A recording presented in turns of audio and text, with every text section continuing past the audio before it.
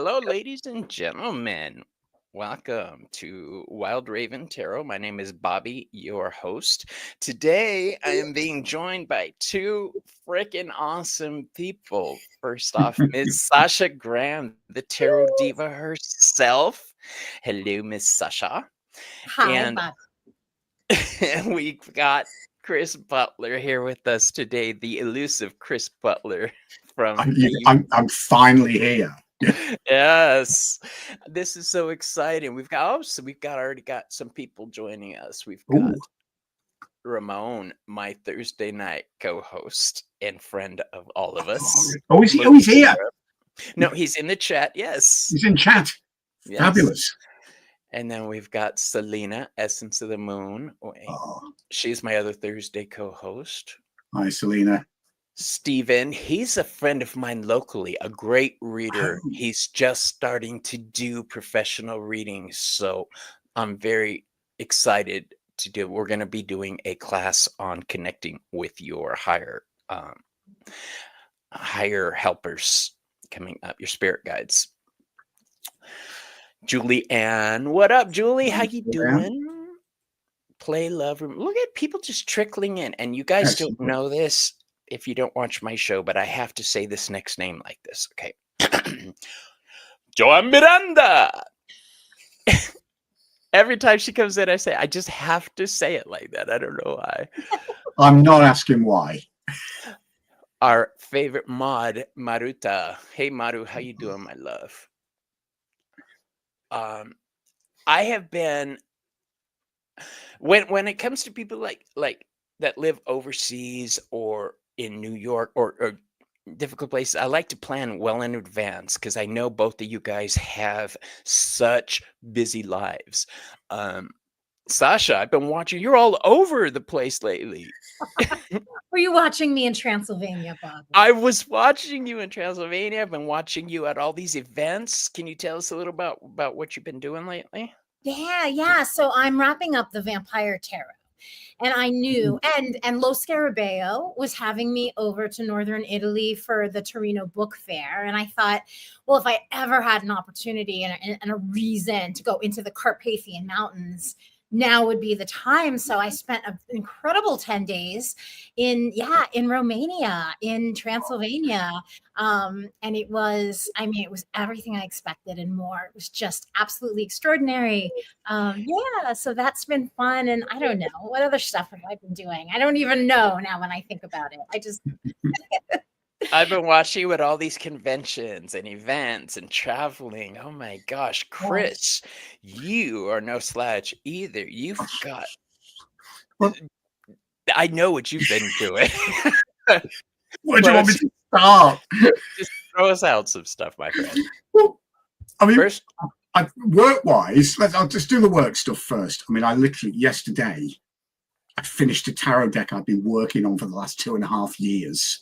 So that's great, but it's like, you didn't actually tell anyone I was coming on here, did you? In case it kind of all crashed and I had to cancel, because just to sort of give you a bit of background, I'm currently in the process of arranging to get married in August, selling 2 houses, caring for my mum, who is 85 and has a number of health issues and has just come out of hospital, and trying to run a business at the same time. So it's like, when Bobby said to me, do you want to come on? It's like, well, just don't tell anyone in case we either have another medical emergency, another property emergency, or... I'm so excited to hear you're getting married. I'm getting married, yeah. I've had the privilege of... You've introduced me to Alex online. He is one incredible man. So it's the only person that has ever managed to tame me or ever will. So he is fabulous. So in America, we have a saying when somebody says something like that. It goes, "Suck it now." And I broke myself of saying that about 10 years ago, but that almost came out of my mouth right there. Suck it now. He's just wonderful. I mean, it's the only person who has ever understood my complete hyperactive madness and just being totally chilled with it. So I'm very, very lucky. But yeah, hence the general chaos of the last couple of months. So, but yeah, one new tarot deck. Are we allowed to ask what the name of it is? I know the name, and I've kept quiet about it. Technically speaking, it's got a provisional name, which is actually, Sasha's going to love this, because I did a 22 card deck 2 years ago called Arcana 20. Sasha is my incredible empress in Arcana 20. It was to celebrate 20 years of the UK Tarot Conference.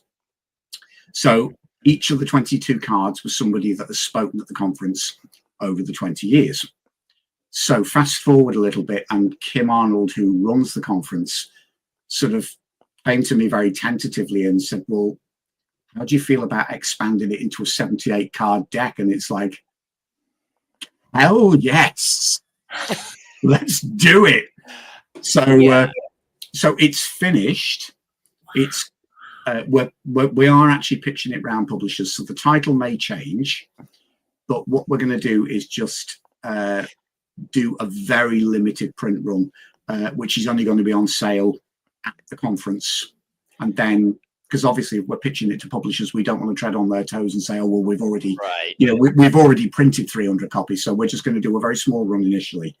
So but yeah, it's been an absolute joy to do, because it's kind of been a really fun project, taking a lot of faces that I know and putting them onto the major arcana. But then we decided that we were going to do something fun with the court cards. We've taken figures from tarot history, ancient and modern, and we've turned them into the court cards. Is Stuart Kaplan in the deck? Is there a Stuart Kaplan? Is he in the deck? He's not, and do you know why? Why? We wanted to put him in, and I couldn't find a suitable photo that would work that I could base it on.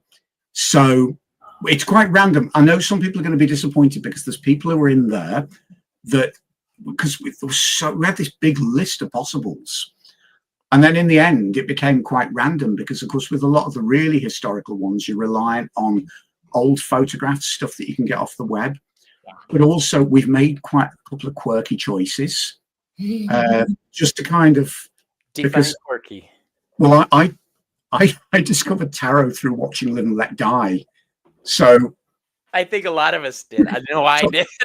I just couldn't resist it. The Queen of Wands is a certain solitaire from Live and Let Die. Yeah, if you guys haven't seen Live and Let Die, you are missing a vital part of history here. Yeah. So, but I also, what I was really thrilled, I managed to track down Fergus Hall, who created the Tarot of the Witches, and I basically thought, oh shit or bust, nothing ventured. So I said, well, I want to include you in this deck. Can you send me a photo? And he did. So he's the Prince of Pentacles. So it's quirky. Not everyone that I would have wanted in there is in there, because we only had 16 courts.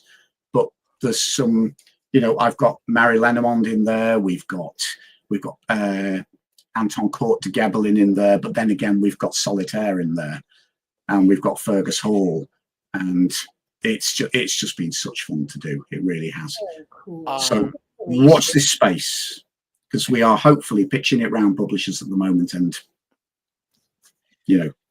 but if not, I'm going to crowdfund, because it's been so much fun to do. It's going to get out there somehow. So I haven't done this before, but I'm going to try to do this now. Hold on. Oh, what's he going to do? What's he going to do, Bobby? I'm going to try to screen share something, and it may be easy for you guys, but Bobby's challenged. I just thought for an awful moment you were going to try and remotely blow us up or something like that. No, I thought you were behind my curtain. I'm in your apartment. Look behind you. Oh, yes! Wow! It's Sasha. Bobby did it! Yes! He did it. Oh, that's so pretty! Congratulations! Yeah, look at Yes. that. That is the amazing Sasha Graham as the Empress from my forthcoming deck. Love that. I love it. I tried to show Sasha this in private last time, and I couldn't figure out how to work the screen share on my tablet. Finally got it. Yay! Yeah. So you're just way better at me than this. I mean, if I'd have tried to do that, I would have just crashed the whole broadcast. You know? Well, that's the thing. Now I'm trying to figure out how to. Okay, there it is. Okay, scared me. I was like, because I have the giveaway tool set up. We're going to be pulling cards for everybody, you guys. Let me throw that out now so you can put your hashtags in. The hashtag for today, in honor of our beautiful guest, is TarotDiva. That's right, Chris. Chris, this is for you. So if you would like a reading, no, I told you my hashtag. You just can't repeat it. No, he did. So yes, the hashtag for today is hashtag diva, not tarot diva, just diva. Hashtag diva. Yeah, she is the tarot diva. If you're wondering why I say she's the tarot diva, well, first of all, that's how she's built. But second of all, this deck is one of my go-to. I have two go-to decks, and it's the Healing Light Tarot and my Darkwood Tarot, and then the Heaven and Earth after that. But yeah, these are my two favorite decks because they speak best to me. Miss Sasha Graham. That makes me very, very happy. I have another favorite artist. Don't get jealous, Chris, but go on, give it Corrado Roy. And what I didn't know, is that, well, Corrado Roy is the one who put out the Murder of Crows deck. Oh, yeah. What I didn't realize is that Corrado Roy put out another deck with Sasha Graham. I didn't know that. Neither did I. I got it. And I looked at the name and I said, Sasha Graham. So to be fair, I was hired to write the book. I didn't the deck. So Darkwood Tarot, I conceived of and sold the idea of, and then went in search of the artist for this deck. For the one you're holding up, I was hired after the fact to write the guidebook. So he really gets all the credit. It's a Sasha Graham deck. I love it. I love and I've got, since it is Pride season, I do have my Sun Tarot that I'm using today also. And the Sun Tarot, for those who don't know, is another deck by Mr. Butler. Let me embiggen myself. Hold on. Embiggen. I got that from Gerald. Oh, really? Yeah. Okay. No, I didn't get the deck. I got the word embiggen. Oh, embiggen. Yeah. This deck is a Pride deck, you guys. Like, this is the Justice card. It's hard to see, but it's a gentleman. All of them are just sexy men. I love it. And when I saw this deck, I freak out every time I see a Chris Butler deck. I'm a goober. Yeah. So today we are here for Friday the 13th, you guys. What I didn't know is in the UK, let me get rid of myself. What I didn't know is that in the UK, do you guys have the same connotation with Friday the 13th? Oh, yeah. Okay. I know in Italy, it's a different day. I think it's Tuesday the 13th. There are different days around the world in different cultures. It's not, it's not just Friday the 13th. Here in the West, when I say West, I include UK in that. The Knights Templar, if you know the story of that, they were wiped out on a Friday the 13th. Judas Iscariot was the 13th guest at the dinner. The number 13 is unlucky. The number 13 is the death card in tarot. We should mention that, which brings ultimate change. Many buildings in Western, like in New York City, for example, have no 13th floor. I mean, there is physically a 13th floor, but it's named 14 and they skip it in the elevator. Where my parents used to live, the people who bought number 13 in that road, they renumbered it 12A. Because they were very superstitious and they just thought, no, we want the house, but not the number. And Plains can do that too. There's no 13th row in Plains. Yeah. Ramon says Spain is the 13th. Yes. I know that different places, the Knights Templar, yes. Joanne, 13 is her favorite number. Not me. I think my favorite number is probably 6, the harmony number. But yeah, people have had, and I was lucky enough on the last Friday the 13th on the calendar to have the TarotDiva on, and Sasha came on and we had a fun time. It was awesome. I think that's when we did the Behind the Cards episode, and we learned all about you. And I'll be honest, I love that episode so much that it is my example episode. When I send people, invite them on, I say, for instance, and I send a couple links. Yours is one that I include to give them an idea of what's coming. Chris did Behind the Cards with me also. We dug into that. Yes, and I have been on Chris's channel going over on a similar show where he interviewed me. We actually managed to behave, didn't we? Which is quite a rarity. Yeah. Did you say quite American? No, it's quite a rarity, because I mean, we're sort of every couple of weeks we'll kind of arrange to do a video call, and anyone kind of seeing us on here will actually think that we were kind of really polite and civilized, but actually it's just a good job we don't broadcast our private calls because we're completely different. Yeah, the language is different, the topics are different. Yeah, but we always do cards for each other though, don't we? Which is fabulous. Absolutely. I feel honored because Chris once said that it was one of the people he trusts to read for him in that way, and it just made my heart really happy. It's funny because I really, there's just a couple of people I really trust to read for me, because I mean he's like a radiographer. I mean, he just sees right through you, you know. And it's I kind of know if I go on a video call with Bobby, it's just like I know not to try and hide anything, because you'll be I like to notice things. Well, you do, because I mean I'm quite hyper and I'll be yattering away and he'll just say, right, what's wrong? But I do that with all my friends, because I know when that topics can be difficult to broach sometimes. Yeah, but it's kind of what makes you a really good intuitive reader, because you pick up on the vibes very effectively, and then use that sensitively when you're reading. So yeah, I've been lucky enough to have support from a lot of areas, and Chris is one of the main reasons I have a channel.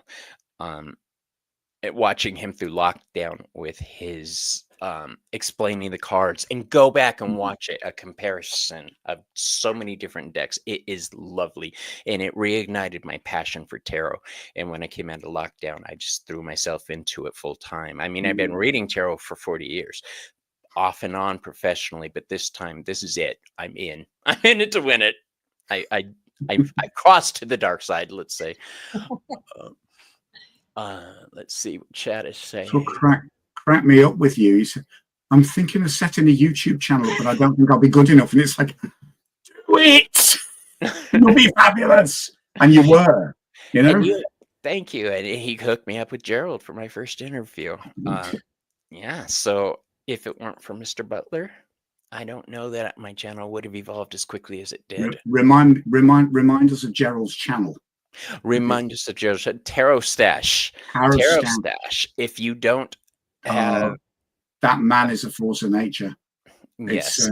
He texted me this morning too. I get random texts here and there saying sip sip, and I'm like, how does he know I need water? So yes, I always keep water nearby because he will call me on it. What I love about Gerald is it's like if Gerald wants to show disdain in the middle of a broadcast, he's got this fabulous fan which is emblazoned with Rider-Waite-Smith cards, and he just whacks the fan open and then just hides his face behind it like this. I'm just thinking, that's the one. Yeah. I got this because of Gerald. Yeah, the difference is he's got pixie plastered all over, and yours is black. But that's like my soul. That's right. That man with panache. Yeah. How long have you lived in New York, by the way, Sasha?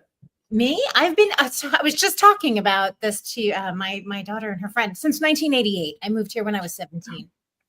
Straight up, fresh out of high school. I did that classic, like, I'm free. I'm gonna go make it in the big city. And you did. You did, and you stayed. I'm sorry. Polymorph is still one of my favorite movies. It really is. If you guys don't know, Sasha was an actress. And I used to work at Tower Video back in the day. So we would, after a certain time, be able to play foul language movies and gore and stuff like that. One of the movies on our list, we had a little shelf, was Polymorph by Sasha Graham. So I watched that movie so many times. It's a really fun movie. Yeah, I get taken over by an alien, and there's like shootouts in the woods. I snort coke off a Wall of Voodoo album. Yeah, it was double barrel, a shotgun. I execute a bunch of guys. And she's running around in counting fatigues. It is fabulous. I thought you were such a nice empress. My delicate sensibilities have just been shattered, Watching her do this shit. And I'm looking at, and even now I'm looking back going, is that Sasha? Is that Sasha? That's not Sasha. This is why we love her. I look at it and I'm like, is that me? Was I ever that like young and beautiful? Like, when you look back. What do you mean? You are still one of the most beautiful women I've ever met. God. Thank you. But like when you're looking at pictures of yourself young from like your 40s and 50s, you're like, oh my God, I was driving a Maserati and I had no idea. Yeah. Keys to that thing, baby. Yeah, exactly. But I'm actually shooting another movie next weekend. I was going to ask you about that on my next question. You had mentioned it before. What's going on? Yeah, so I'm playing. It's a Friday the 13th, actually, Jason spinoff thing, and I'm being directed. This is so wild. So I'm playing an 80s mom who's putting her kids to bed. Really sweet scene, kind of like a Jo Beth Williams and Poltergeist situation. Of course, I get butchered, but the great thing is that I'm being directed by Catherine Mary Stewart, who was my idol when I was a teenager. She appeared in Night of the Comet. She was in Weekend at Bernie's. She was in The Last Starfighter. I mean, I thought she was such a girl crush. So she's a good friend of mine now, but to have her directing me in a movie, I'm like, wow. Modern's like, I thought she looked familiar. That's going to be my takeaway for tonight. It's like Sasha sitting there confidently describing her next movie role. I'm just putting the kids to bed and I get butchered. Yeah. Do you have a working title for the film right now? Yes, it's called Victim No More. Victim No More. And yet. Hang on. I'll kind of make the connection because it's like, I'm putting the kids to bed and I get slaughtered. But I'm not victim. Yeah. Oh my God, I love it. It was like snort. Yeah, people used to snort in public back then. I remember seeing my uncle whip out a key in a bag. Oh my God. Yeah. You'd like go into the bathrooms, right, in clubs, and you'd be like, clubs. Oh my God. 6 of you in a little water closet, all hanging around. Yeah, I remember. I remember. Right, I've got a confession to make. Okay. Now, this is how naive I was when I was younger. So I just moved down to London as a student. So I get invited to a party by an older gay couple. I go upstairs to the bathroom And I actually didn't understand why there were little rows of white powder on the bathroom window ledge. Really? Yeah. That was my introduction to, like, having been this small town boy from the northwest of England going down to London. And I actually had to ask why there were little rows of white powder on the bathroom window ledge. Awesome. I learned eventually. Please be advised, people, we are not promoting or advising this. We are reminiscing about how stupid we used to be back in the day. I remember I was a bartender, and when I started, I had a late night shift overnight. And I would walk around with a tray for my friends with lines on it saying hors d'oeuvre, hors d'oeuvre. Yeah, that's I've been clean now for 25 years, 26 years. I do still smoke weed for the nausea, but that's right. We were stupid. I'm surprised I'm still alive because of the crap I did. Thank God you are, darling. All of us are grateful to still be alive. Yes, absolutely. Because a lot of our friends didn't make it, you know. Yeah. But I will say, though, the good part of, like, I love that there's a comment about people smoking weed in the movie theaters, like I would chain smoke cigarettes, and I love smoke. I mean, I'm so glad I don't smoke anymore, but I think we can talk about the crazy stuff we did, right, when we were out of our minds and in our teens. Like, I remember crawling hands and knees across a 4-lane highway to get to the ATM machine because I was out of money for the bar and I couldn't walk, so I had to crawl across. Yeah, that I was bad, you guys. Wow. You see Bobby now, it's this way because I survived all that said. I'm grateful. Well, I mean, seeing me now sort of is thankfully because the sort of mad 26-year-old that moved to London as a mature student, having just escaped the evangelical church and sort of had no idea what a big city was like. That boy went wild was sort of. Do you have Guinness in the States? Well, yeah. Right. I mean, so, yes. So this is how mad it was. Okay. Sweet little evangelical boy decides that he's going to do a theology degree and gets deconstructed in the process, which was the best thing that could ever happen. But of course, I gets to university and it was brilliant because it was not a stroll through Bible college. It was cold, hard, dispassionate theology. So 3 years worth of deconstruction. So I start in the first year as a sweet little evangelical. My best friend on the course started as a Catholic nun. So by the end of year one, she'd been disgracefully defrocked for having a lesbian relationship with one of the other nuns in her convent. And of course, I'd realized that the collar wasn't going to fit and had exploded out of the closet disgracefully. Your collar developed spikes on it, right? Yeah, exactly. The problem was we were discovering who we were and we were doing it the wild way. And I just don't know how I did it now because, of course, we'd go out to the student union where the Guinness was cheap. And it's like we'd go on these Guinness benders. A standard night would be like between 10 and 12 pints of Guinness. And I'm thinking, how the hell did my body stand that abuse? And thank God I'm still here to tell the tale, you know. And it's funny because certain things you look back and you think, I wish I could turn the clock back and do it differently because the hangovers were not good, nor were the emotional ups and downs. But you just think, oh, well, I got there. And now I'm kind of loving grumpy old Gitdom when I look at other people grumpy old Gitdom and sort of, you know, pompously saying, "Oh." You know, the funny is, there were people older than me when I was a 21-year-old kid, 22-year-old kid. All the people that were in their 50s would look at me and smile and grin and say, "That's nice, dear. That's nice." And now I know why. Okay. Because I'm doing the same thing. That's exactly. Nice. And I used to look at them and thinking, oh, please don't ever let me end up like that. And now I'm here and I'm worse than they were. And I'm loving every minute of it. Every minute. Well, I earned this space in life.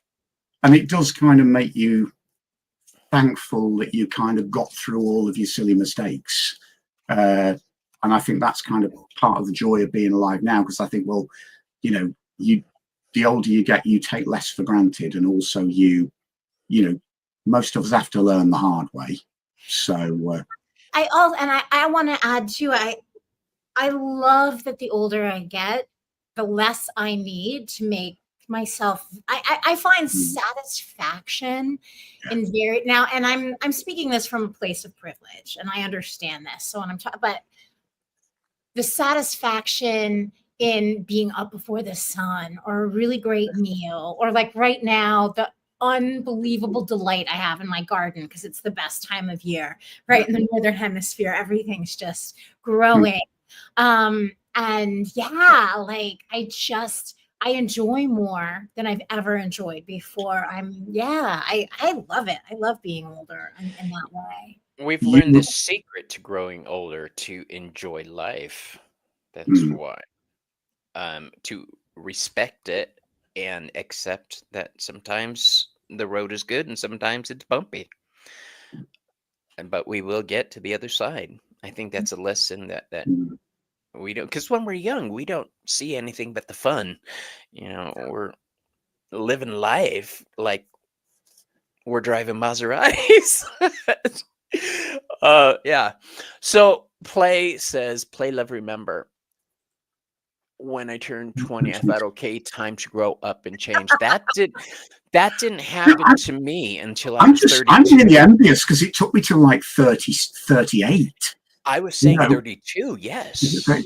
I just wish I'd grown up earlier, you know, but such is life. So question for you guys. I'm teaching tonight. I have a class called the Tarot Cauldron down at Abracadabra, which is this really cool 19th Street. I love watching the posts you put from there. Oh, thank you. It's iconic, the store. It's like it almost goes through the whole block. It's full of Halloween costumes and magic and D&D stuff. It's so cool. But tonight we're doing a Maiden, Mother, and Crone class. And so I'm curious, what advice would you guys give to the younger you, like that you know now? What do you I mean, I think these are interesting questions, because I like to work with younger me and older me and 30s me and you know what I mean? I think I like to talk to the different timelines of myself. It's funny you say that, Sasha.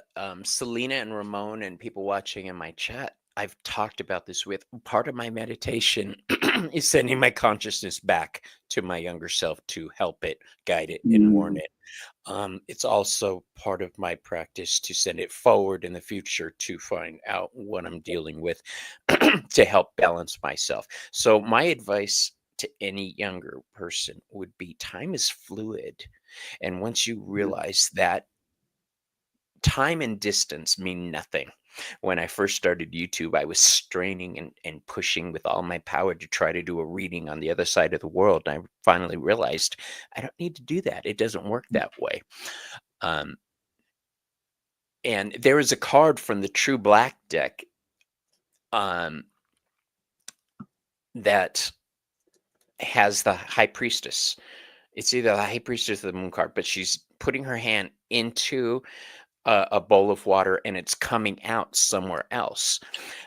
And that was the moment I said, fuck, okay, duh, something I knew but wasn't connecting. So yeah, that would be my advice. What about you, Chris? Oh, I'm actually really glad you've asked this question, because it's kind of hit me very hard over the last couple of days in a positive way. My partner has just moved in with Mum and I. And of course, as a result, you end up clearing the house out to make space for their stuff to come in. But it's also hilarious what you find, because clearing the office, I found my student union cards from 32 years ago. Wow. So the reason why I'm glad you've asked this question is because, of course, all of a sudden I'm faced with the 1993 me and the 1994 me. So just for a laugh. Hold on. Let me make your picture bigger. Hold on. I put the wrong button. That's all right, there you go. That's 1993 me. What's that on your head? That's hair. Believe it or not, I had some once. You're wearing a furry hat. I had lots of it. It was fabulous. I do miss it, but you know, but it's funny because I've been looking at this photo and I remember this photo being taken and I was not in a good place.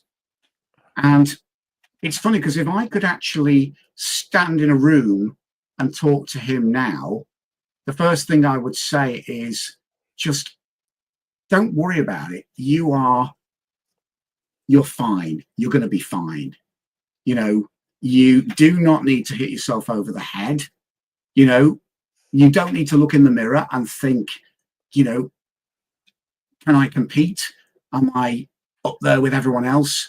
You know, what have they got that I haven't got? You're just fine.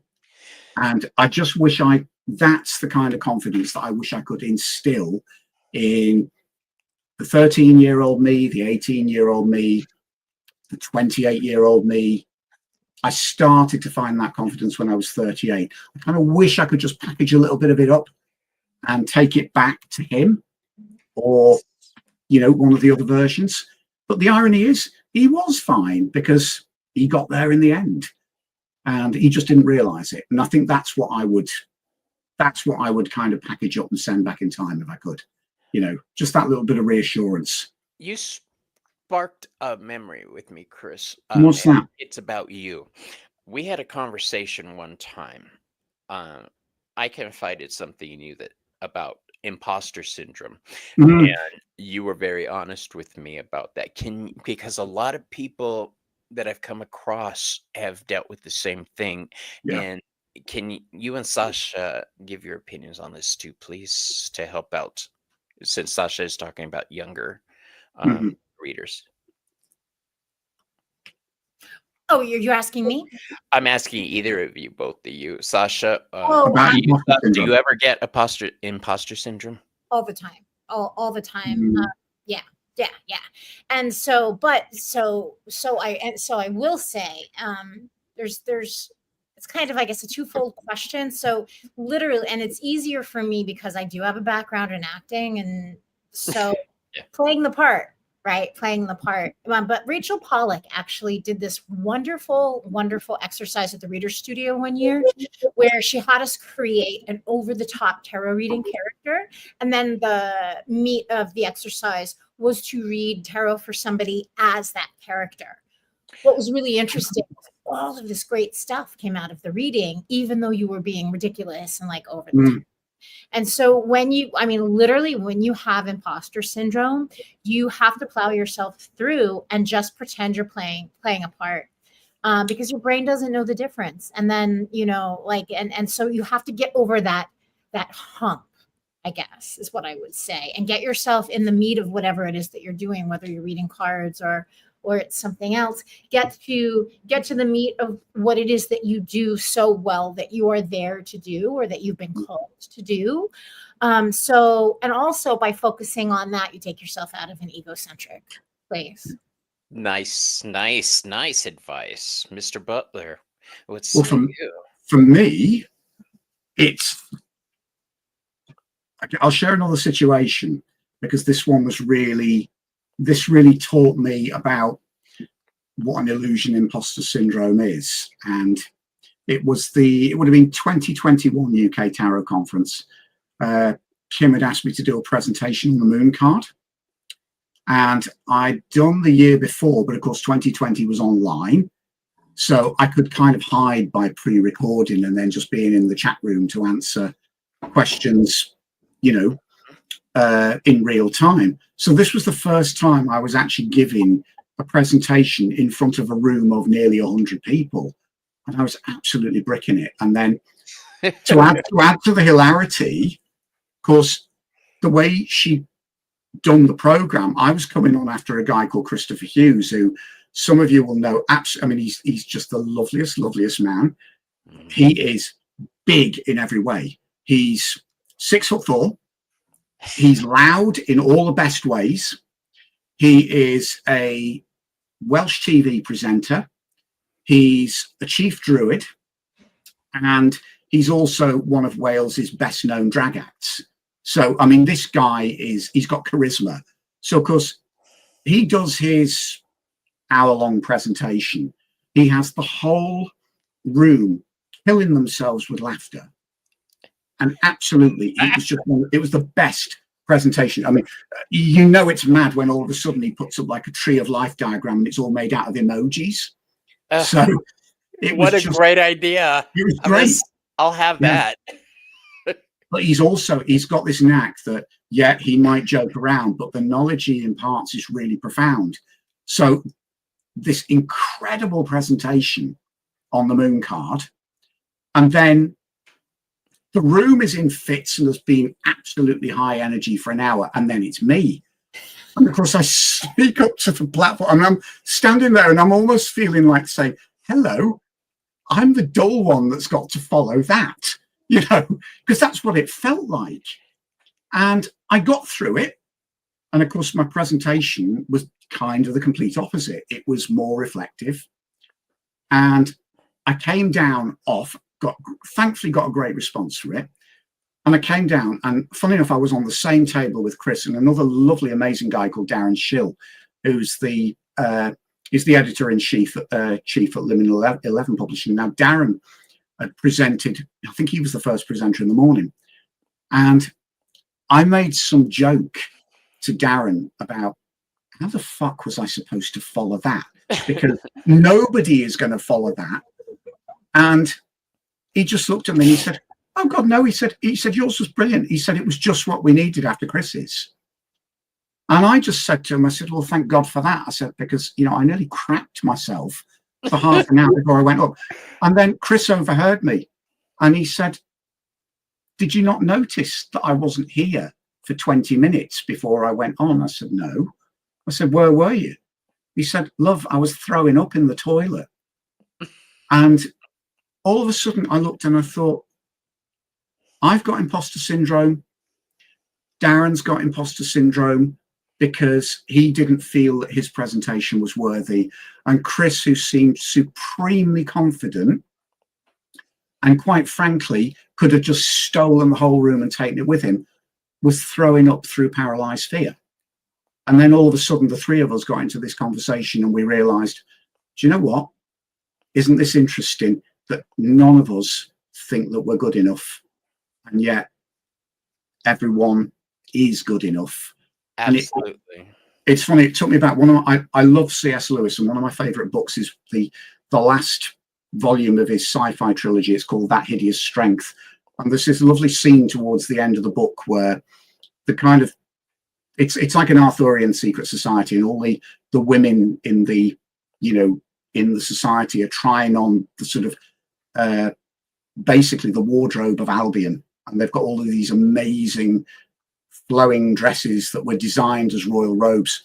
And one of them says, "Oh, I wish I had a mirror." And the sort of matriarch of the society just said, "Oh, we don't have those round here, dear." She said, "It's much nicer when we're mirrors for each other," you know. And I just thought, yes, you know, did That Hideous Strength, C.S. Lewis. Yeah, that's the one. And it actually, that's my take on imposter syndrome now. It's everybody gets it. Nobody is a good judge of their own. And actually, rather than constantly stare in our own introspective mirror, it's actually much better just to take other people's word for it, you know. And once I knew that somebody as strong and as empowered as Chris Hughes was feeling the same thing, that's when I thought, now. Well, that tale is the exact tale I was hoping you were going to tell, because that got me past my initial imposter syndrome. And well, I shared that story with other people that you've told me. So, well, it was amazing when you were saying about setting your channel up, and I'm thinking, my God, you know, of all the people that are qualified to set up a YouTube channel, Bobby is one of them, and yet here he is thinking, I can't do this. You know, I was terrified. So, it took me months to unclench, a good 6 months before I was not shitting myself every time I hit the buttons. Yeah, you got there, you did it, you know, as we all did eventually. So and it is my goal to pass that on to other people and help them. So yes. Speaking of, just to remind people, we all got there. We all got over the imposter syndrome, and actually, as a bonus, Sasha just basically put the kids to bed and got slaughtered on camera. So, absolutely. you know, Gerald, you must have heard us talking about you. what? Tarot staff. Oh, it's Gerald. Yes, hi Gerald. How you doing? We were talking about you, my friend. We're singing your praises. We love you. Are you guys ready to pull a couple cards? Shall we do this? Okay, so here's the fun stuff. Let's see if I can do this shit. Share screen. Share screen. Are we shuffling? Yeah. StreamYard giveaway tool. Share. Here we go. Did I do it? I did it. Oh, she did. He did. Yes. I'm still practicing it. I'm still working on this. So be gentle with me. If you would like a reading today, the hashtag is #diva. And our first person for today is going to be Moonscara Ramon. Hello, darling. I'm putting a card for Ramon. Fabulous. Yes, Ramon is going to be getting a reading from all of us today. So let's pull a couple cards for you. And I will be using my Healing Light Tarot by CRIS BUTLER. And for those who have been living under a rock and don't know who my guests are, I am joined today by CRIS BUTLER, creator of such fantastic decks as the Healing Light Tarot, the Healing Light Lenormand, Sun Tarot, Oracle of the Hecatean Path. Oh, well, I know I'm missing a couple. I illustrated that one, but I didn't create it. That is the absolutely goddamn amazing Ken Payne.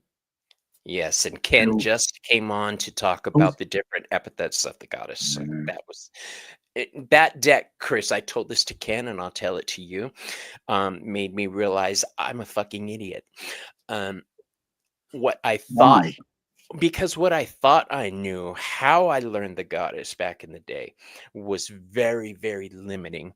I was doing her and myself a disservice by only focusing on this little part of the goddess when actually is all this. And if you guys want to know more about that, please go back and look at the interview I did with Ken Payne, Epithets Hecate with Ken Payne. Darling, you did a lot better than me, because basically I learned as I was illustrating and Ken taught me. So, yeah, he did. He did bring up the Borbera Forba card, and your reaction when he initially, because that. So he just told me, and I said, "You're not serious," and but yet, funnily enough, that was one of the biggest lessons when I was illustrating that deck. And I love Ken to bits. He's just, quite frankly, and he's got me through a lot too. And I get to work with him again. On what, may I ask, or do you not want to say? The Hecatean Tarot. Yes, I've been wanting to tell everybody. I'm wanting to promote it, but it's like it's Christmas. You know, I get to go back and work with my best ever collaborative partner and do a Hecate Tarot. You know, so it's fantastic. We've done 2 cards. Okay, I'll pull 2. We haven't got very far, but we've made a start.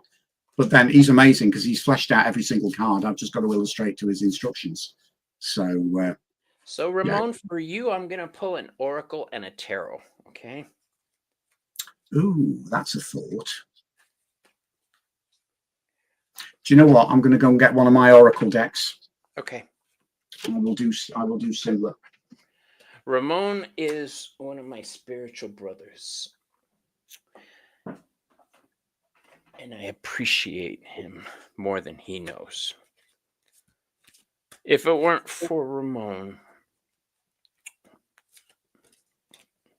yeah, there were times I wanted to give up too. And support comes in ways that, just by being there, just by saying the right thing on one of your shows, sparks support. So please continue doing that, my friend. Figures. Okay, here's what I got for you. I'll start off. And are you ready, Sasha? Yeah. All right, hold on. Let me What the heck did I do? There it is.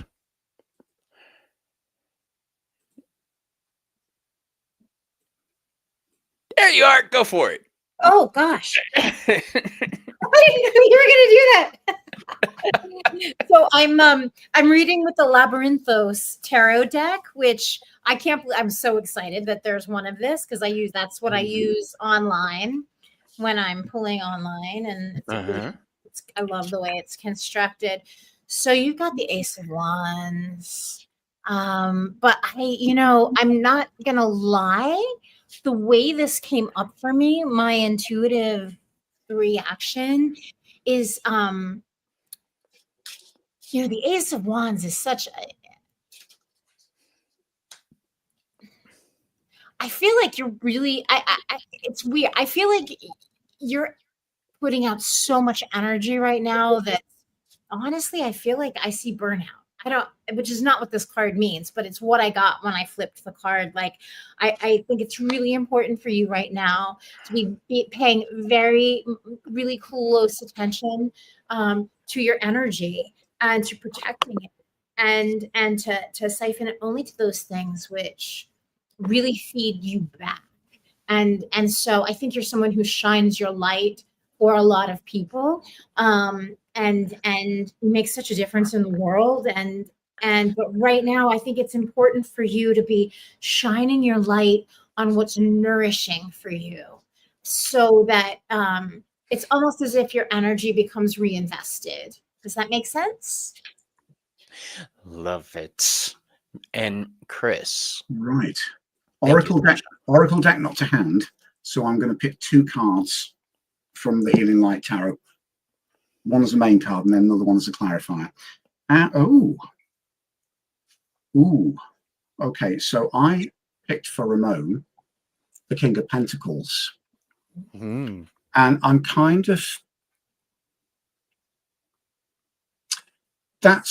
I always see this guy as, this is the king sitting pretty, King of Wands, King of Swords, they'll kind of ride out into their kingdom to meet their subjects, not him. He just flings the doors of the palace open and holds court. And if you're going to come to him, you'll come into the palace and come and sit at his feet.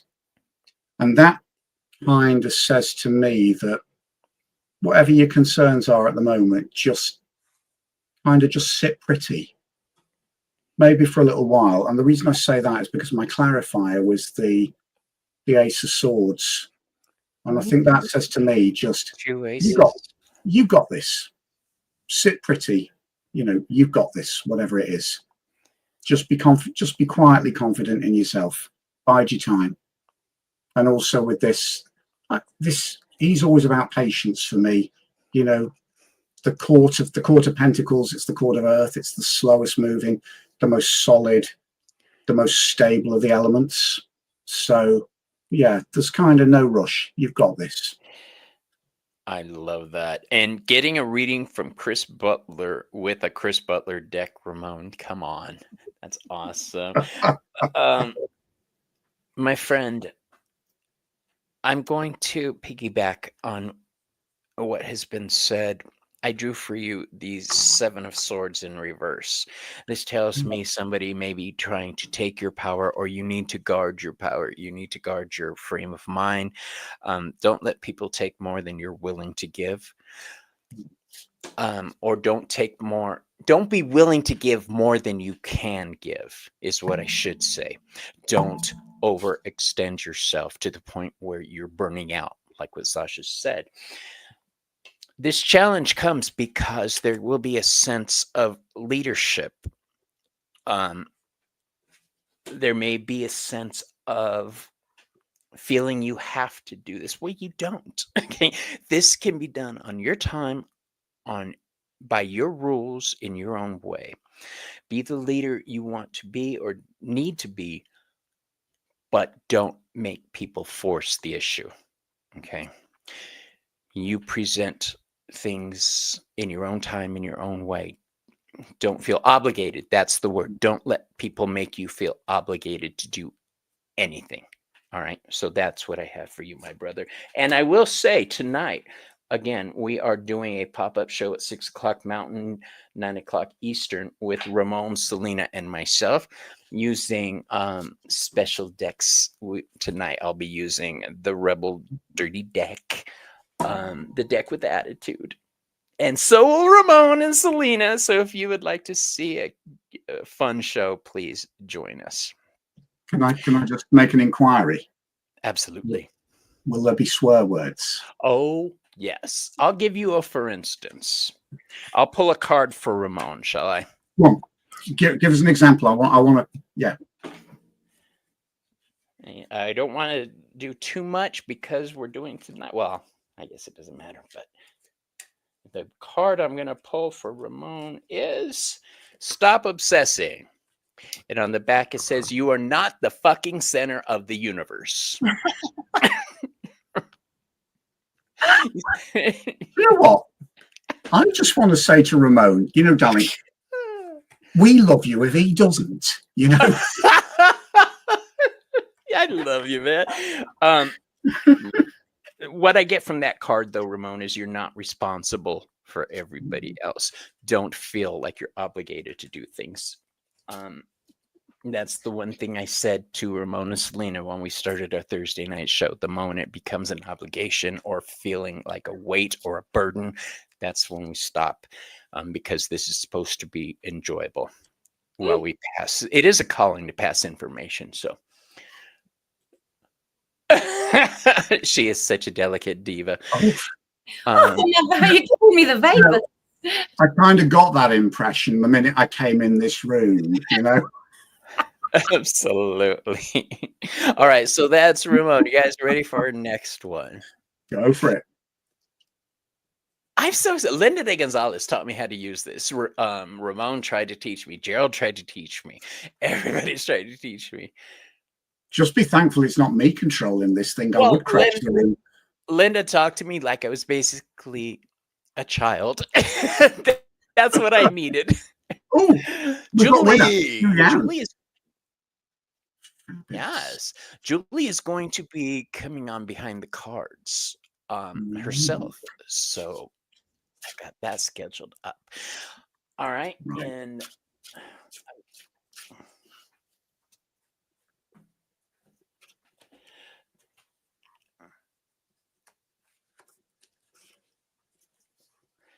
you guys let me know when one of you is ready. Ooh. Go for it. Are you ready? Yeah. Oh, I love it. Oh my God. I've got card envy. I haven't seen that deck before. It's gorgeous, isn't it? It's real. I love shuffles. It's like, I don't know what it's made of, but it's like amazing. Wow. Indestructible. So we've got the 7 of Pentacles for you. I adore this. Again, because of the season, because like that early, that blooming, blossoming, there's more to come. But I think that what I love about this card in particular is that what's evolving for you is there's so much magic and care that you've put into this thing that's kind of blossoming in your life that I think the best magic in our life is always the magic that surprises us. So even if you've been working specifically towards a goal, I feel like it's the universe or magic's way of letting you know that you chose right when your desire is granted or what you've been working for unfolds, but then it comes with all of this pleasure that you didn't expect, all of these ways in which you can enjoy what you've created. And that for me very much is in this card. So I feel like it's you've got an extraordinary summer season coming up. I feel like you've done the work and there's just, I love that question, or I love that sentiment of being grateful for what you can't yet imagine. And I think there's a lot that's going to be unfolding for you that's so spectacular that you can't even imagine yet. Awesome. Love it. Love it. And Mr. Butler, are you ready? Well, I drew the Knight of Cups. Hold on. Let me make you big. There you go. Fabulous. So for me, this is the bearer of dreams. You know, he's the cup is a cup of dreams, of aspirations. I often see him as offering me my dreams. So I just kind of says to me, just step into your wishes. You know, it's there, it's being offered to you. I drew the Hermit card alongside, and I just got a sense from this that just whatever you're coming into, whatever you're stepping into, whether it is, you know, whether you're stepping out of your comfort zone and discovering your confidence, whether you're stepping into something that you've wished for a long time, whether you know, you're not sure whether you can step into that place, that just says to me you're enough on your own, you know. And there's a quiet confidence about the Hermit, which I think is kind of apt, you know. Take what he's got to offer, you can do it, you know, you've got the strength. He's holding the cup, you're shining the light. That's quite an empowered combination, you know. So go for your dreams. Awesome. I love that. Julie, what I drew for you is I drew 2 cards. The first card is the Moon card. And this tells me that things are rising to the surface. You're entering a cycle of wisdom. And I say wisdom because the oracle card that I drew for you is a card called Saturn Returns. And this is about realization. Think of the Hermit card. Oh, the Hermit card. Think of the wisdom to look back at things with a certain frame of mind, to pull from it what you need to move forward and leave everything else in the past. I think you're realizing certain things are bullshit, basically.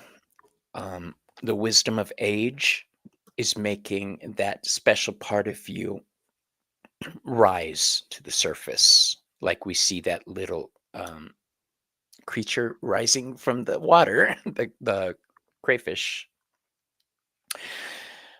I think you've been fighting your dual nature for a long time, and resolution is finally at hand. So that is what I have for you, my dear. And I'm excited for you. I can't wait for you to come on behind the cards and tell us every little detail about yourself. I sometimes I feel invasive with my show because I do ask some interesting questions at times. But so far, nobody's like boycotted me, so that's good. You're welcome. Thank you for letting us read for you. Wisdom of age, that is something that you just can't prepare for. Some things you just have to let time handle, you know. And that's what I'm getting from that. So thank you. And because Chris is here, I was going to use my healing light Lenormand, but I realized last night that I haven't been practicing at it, so I'm not going to go that route. I pulled a couple cards and I'm like, what the hell was this again? Can I make a confession? What's that? It's like I've designed 2 Lenormand decks, but it's like rusty. I've not worked with it for ages. That's why I didn't bring it with me. Rusty. That's how I feel. That's my little summer project, is actually just to spend a couple of weeks just working with Lenormand to get back in, because I love those cards, but because this is my mainstay, this is my passion, and all of a sudden you find you work with tarot and you think, oh, I've not done a Lenormand reading for ages. So yeah, don't worry, love, you're not the only one that's rusty. Right? Right. All right, let's do this, Brutus. Spin it again. Bobby, I didn't. Oh, you didn't go? I didn't realize we were going past 1. Oh, okay, no problem. It's okay. This will be our last one, or do you have to bail right now? No, I can say I want to read. I want to pull, but Well, I don't stop the Okay. show. No, Chris also is on a time schedule, so I'm all right till about. I'm all right for about another 20 minutes. So Okay. it's just to give you an insight into the glamorous dynamics of this household. In 20 minutes, I will get the dinner ready. We will sort the dog out. My beloved will go on a video call, and then I'll see to mum's carers when they arrive. So, which is fine. But multitasking, I love multitasking, yeah. So, Mousy. Mousy, fabulous. Mousy, we're going to shuffle it for you. And I am going to pull from my Sun Tarot for you. And you guys let me know when you're ready. I'm ready. I'm gonna go because I have to run in a minute. Oh, go for it. But I want Mousy to have the full. So Mousy, I got, and I love that name. Another 7. But this one is the 7 of Cups.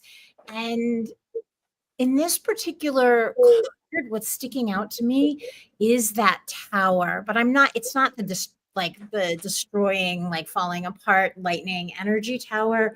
To me, it really kind of, I feel like I see you inside that window, really surveying well all that's beneath you. Normally we think of the 7 of Cups as the cups are above us and there are potentials that could be taken. Rather, when I see you in this tower looking down at all of the potentials that are really within your grasp. I don't think you have to choose just one. I think you should obviously enjoy each one singularly. But I feel like things are really yours for the taking. And speaking of age, I think that you've been through something recently that's really given you a much different perspective, a much different point of view, which is why you are in that tower from the particular viewpoint that you're in now. That landscape for you has gotten much wider. You've become wiser. So cheers to what you've been through. And enjoy that view, and may you have more satisfaction in your life. I think creative projects too, right? Because these are cups, so writing and dance and art and all of that. Yay! Congrats, Mousy. I love it. You just got a reading from the Tarot Diva. I'm loving it. I have to run, but thank you so much for having me. Such a pleasure. Sasha, you're a treasure. Thank you, Sasha. I love you, and I'll be contacting you. Thank you. Yeah, I'll see you next Friday the 13th. Absolutely. Bye. Bye. Take care, Quizzy. I love it. Friday the 13th is Sasha Day from now on. I love it. She is fabulous. Let me remove. Okay. Right. There we go.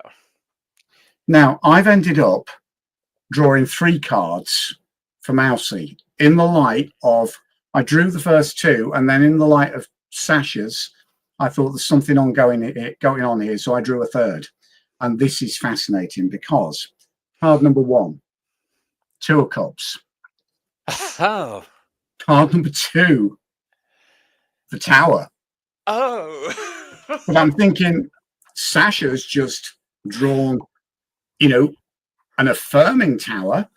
So I thought at that stage, there's something going on here that I'm not quite getting. So I drew card number 3, the Lovers.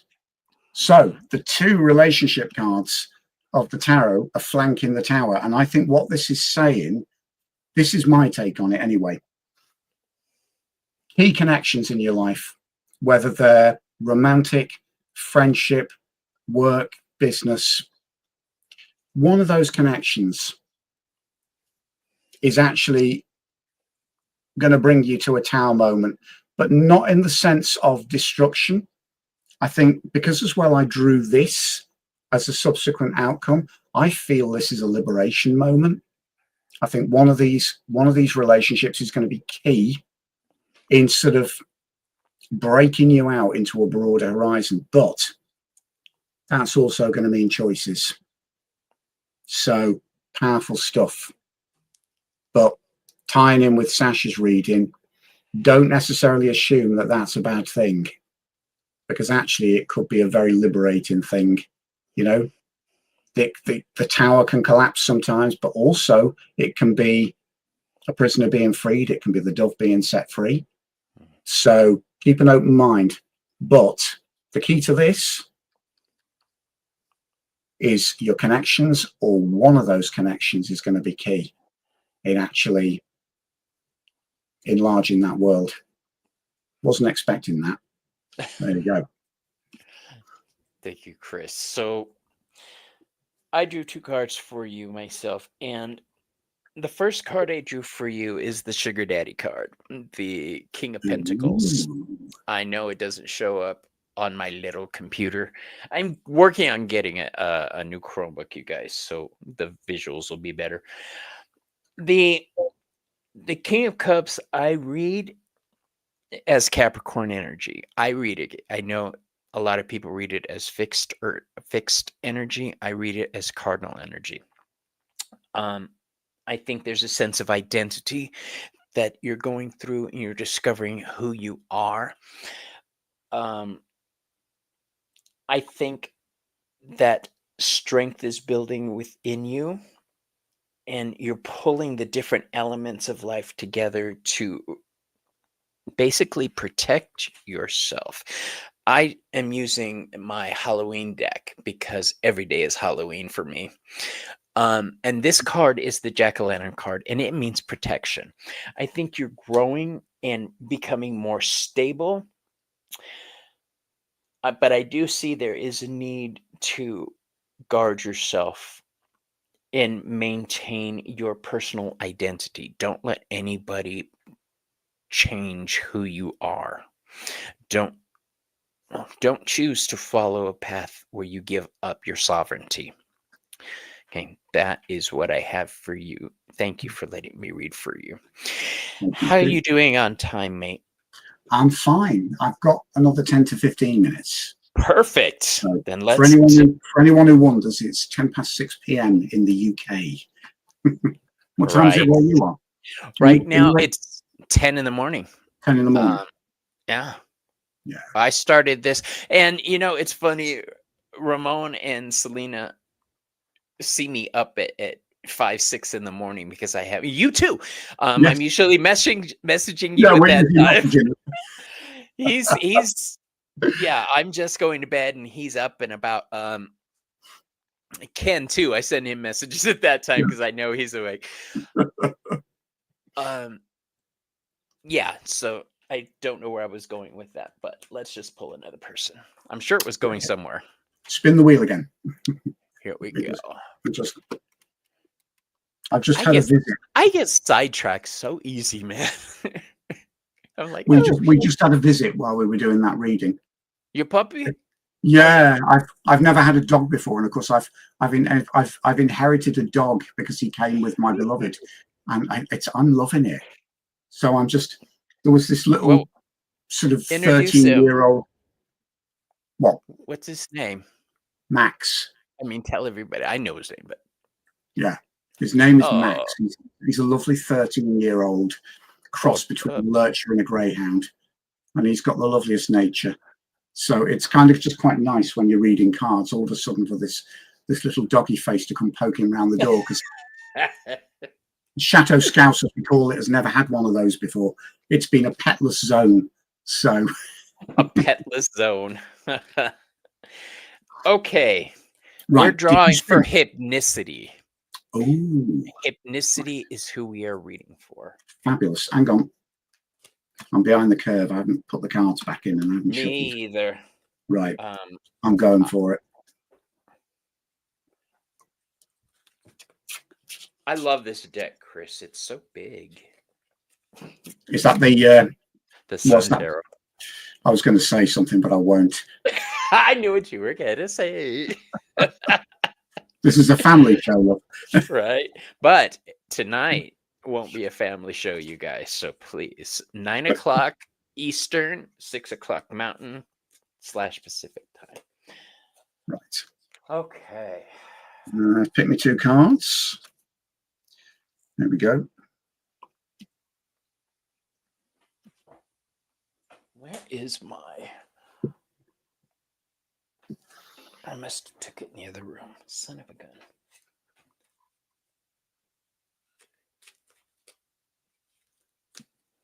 Have you ever gone to do a reading, Chris, and have a certain deck in mind and automatically grab a different deck?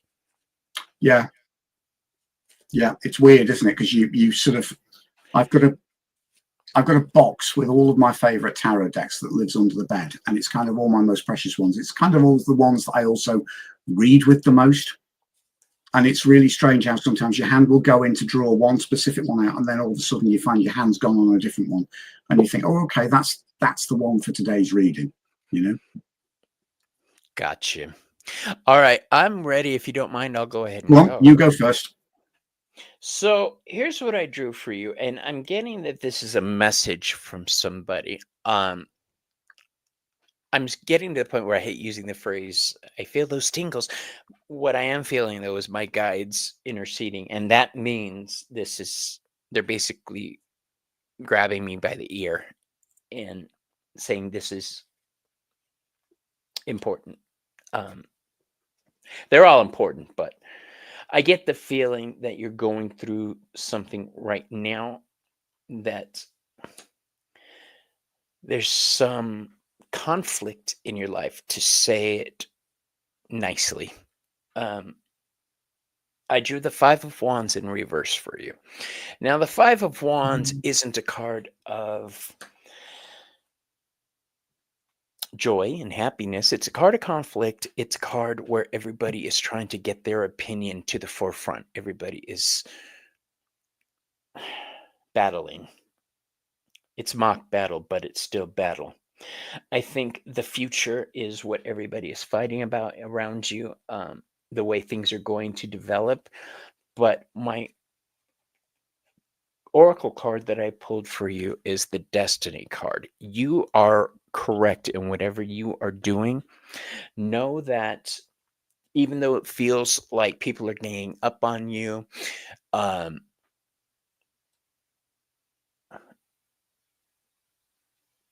people are trying to stifle your creativity. The Five of Wands is a card of Leo, and when it's reversed, that creativity isn't freaking flowing. Your joy is being shut down. Leo was ruled by the sun, so there's no happiness. Get your shit together, basically. Calm your tits, and remember, you have a destiny. That is my advice for you, Mr. Butler. That's interesting, because that ties in with what I've picked. So, first card, the Two of Wands, the Dominion card. So I'm sensing this is about that battle to get things under control, you know, to sort of get to that balanced place where you've got the opposing forces and you're holding them together. But I also drew along with it the King of Cups. So what struck me about these is we've got opposing forces here. We've got the lily at the base of one wand and the rose. So that's kind of the clash between passion and purity, you know. Ooh. But interestingly, I love the King of Cups, because as the fiery part of water, you've got this, I mean, elementally, when you think about it, fire and water mix, what you get, an explosion of steam. It's like a volcanic eruption under the sea, isn't it? And all of the steam comes bubbling up. And this guy is potentially volatile, but as a king in a position of authority, he has to keep all of that in check. So, you know, he's got potential for this massive range of feelings, but at the same time, there's two cards about control here. And I think maybe this is about restoring some order and maybe sort of just being at peace with the volatility, but knowing that you can restore order within it and around it.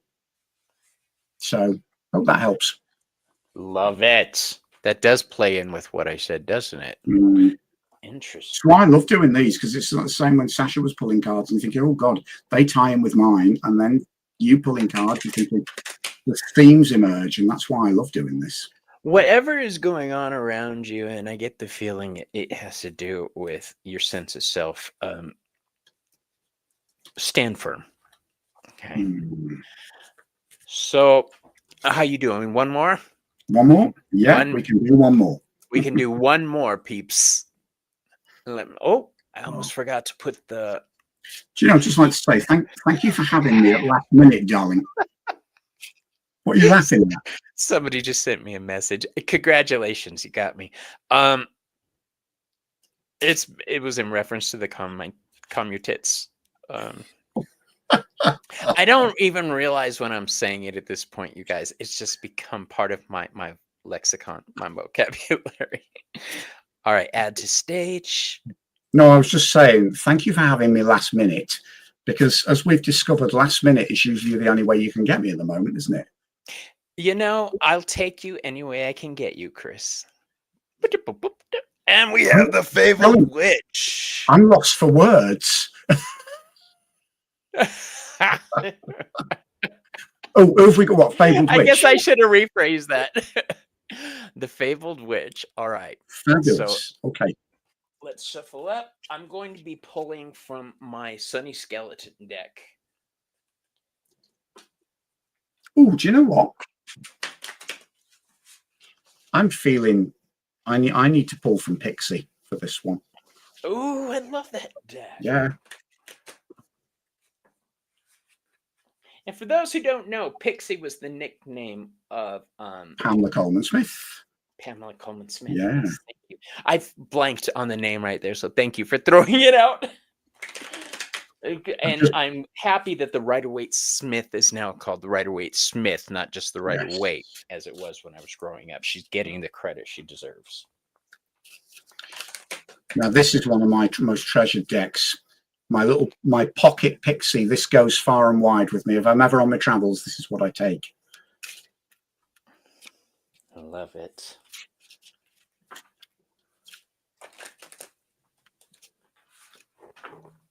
Okay. And for you, my dear, I get the feeling I'm just going to pull all from this same deck because this is our last spread.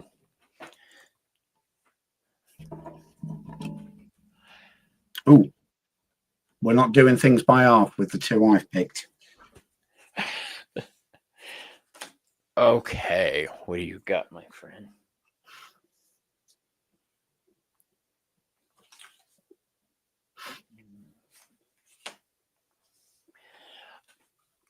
Do you mind if I go first? No, you do. Okay.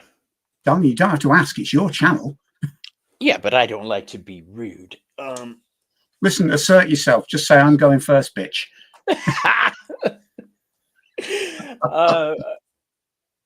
So what I drew for you, I drew 3 tarot cards since it's our last read of the day, and 1 oracle.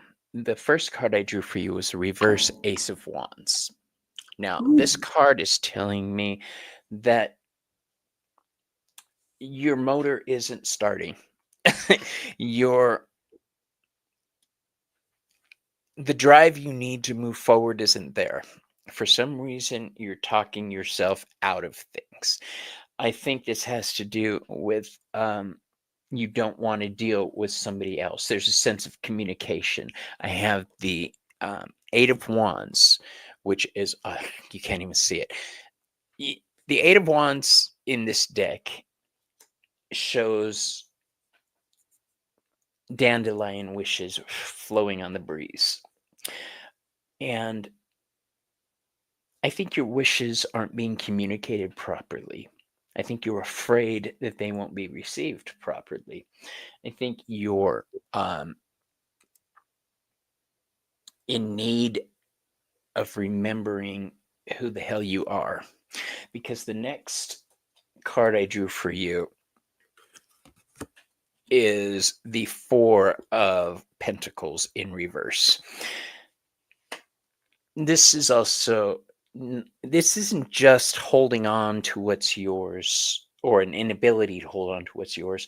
This is a sense of self again. This is Capricorn energy. Capricorn is making a lot of appearance today.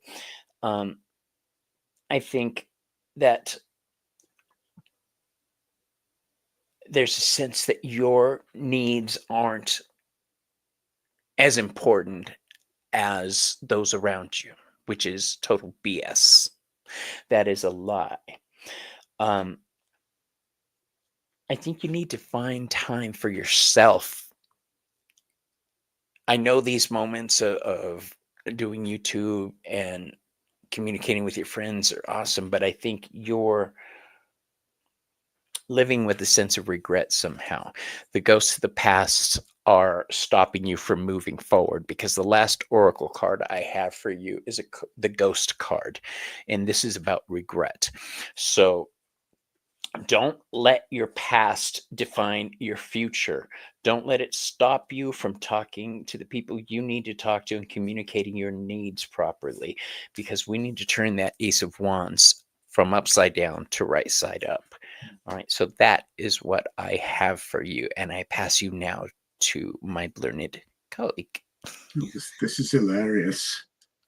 You know, you said about like, well, kind of speaks for itself. You know, like the sort of, maybe you're not listening.